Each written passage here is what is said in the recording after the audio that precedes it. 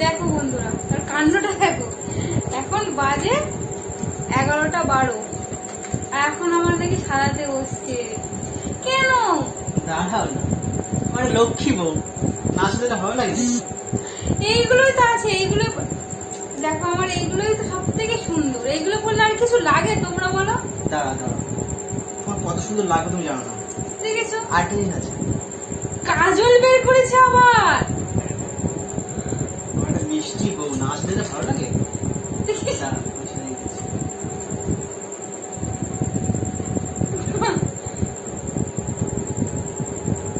বাবারে,